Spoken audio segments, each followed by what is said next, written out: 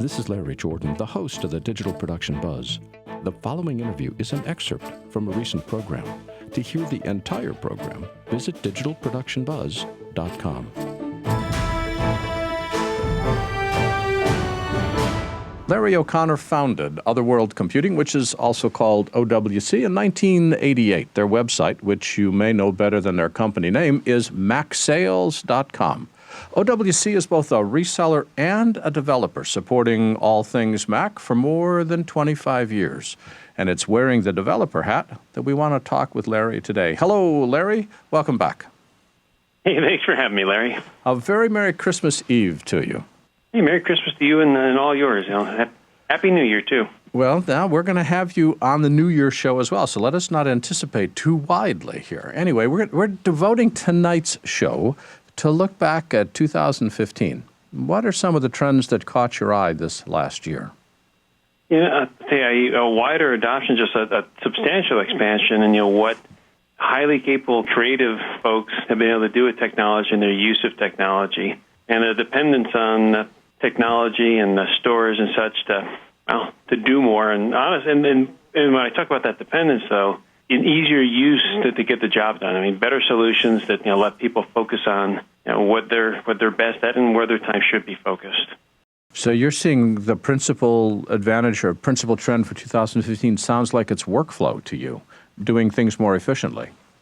I would say yes to that. There's bigger, higher capacity drives, arrays that offer a better plug-and-play capability, less work for the less technical work for the, and not by any means say it's still not as easy as everybody would love it to be, but the technology is becoming less of a hindrance and more of an enabling factor than ever before.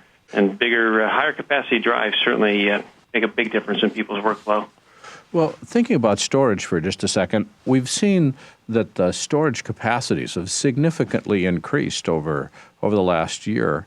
But are you seeing anything new in storage evolve over the last year, or has it just been sort of evolutionary growth?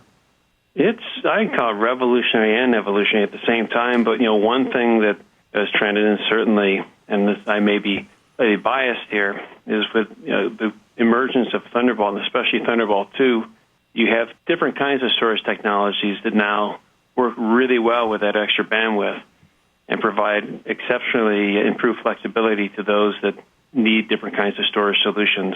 So it's subtle, yet honestly, it's easily taken for granted. But it's really it's more than just an evolution. And of course, solid state is playing into the equation, and with a good mix and in good balance. It's not the be-all, end-all.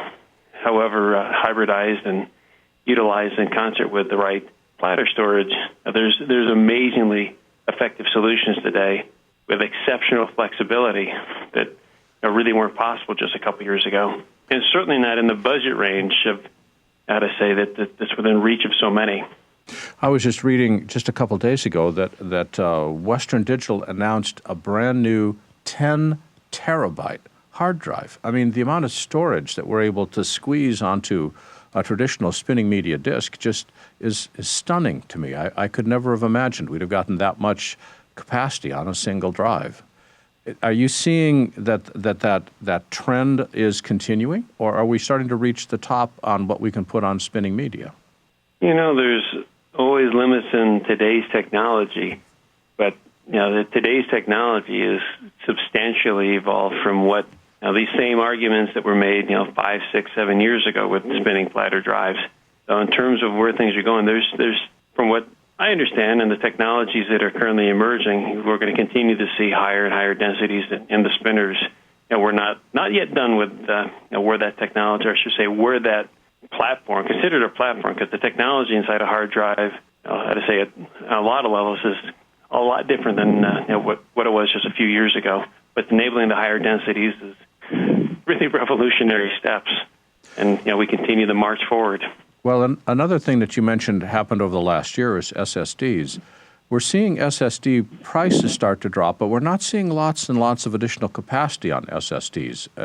Are SSDs stuck on a plateau? No, I don't believe so. I mean, it's more, as you get into higher densities in NAND, there's different challenges that have to be overcome. And you can put out for lack of for pardon my pun, I guess I should say, flashy, high capacity products. But there's a lot more to it, and there's just like hard drives over the course of time. There's some big steps yet to be made to adjust for the leaps in capacity and ensuring that the data, the longevity of say the media, is managed and maintained. So I don't think we're at a plateau. I think we're going to see some big jumps over the next couple of years in flash. But we'll see where we're at in 3 or 4 years in terms of what technology we're actually. And this is the thing. I mean, you talk about an SSD. Some people think memory. I mean, they interchange terms. A lot of people out there think that, we'll interchange hard drive and SSD.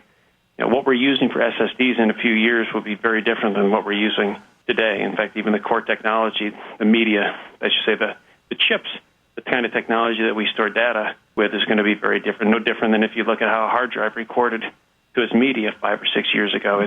They're still hard drives to the world, but they're really a very different beast inside and at a technical level.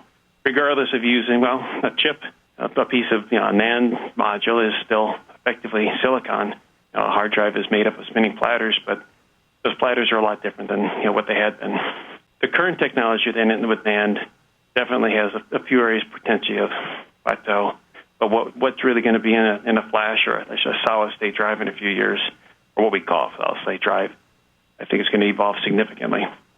As you look at the other hardware that you sell through your website, have you noticed, if we exclude storage, any other hardware trends, gear that suddenly caught fire last year that surprised you?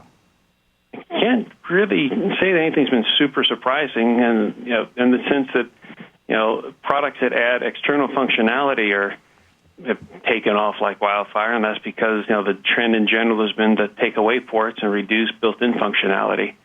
So anything that gives you more capabilities is taken off, but that's also, how do I say, something that now is to a certain degree custom tailored. I mean, you buy the external add-ons, the external capability adders that fit your needs, as opposed to getting a solution that already has everything in the box for everybody. You're buying things that are just for you. And that's going to get better as the bandwidth on these systems, with Thunderbolt 3 in the future, that really starts to become a real practical game plan. With Thunderbolt and Thunderbolt 2, I really wish there'd be really need a PCIe slot in some of these systems to unlock everything. But as we move forward, it's going to be easier and easier just to plug in what you need. Well, what I'd like to do, Larry, is to invite you back next week on our New Year's Eve show and talk about how we can take the trends that developed in 2015 and spot what the trends are for 2016. Can we invite you back next week? I'd love to be back, absolutely. And wish a proper Happy New Year. And Larry, for people that want to keep track of what you and your company is doing, where can they go on the web? They can visit us at owcdigital.com and macsales.com. And Larry O'Connor is the founder of OWC. And Larry, thanks for joining us today. Hey, thank you, Larry, for having me. And again, Merry Christmas. If you'd like to see more videos like this one, please subscribe to our YouTube channel. To stay connected and receive updates from The Buzz, sign up for our free weekly newsletter now. Or you can learn more about us on our website.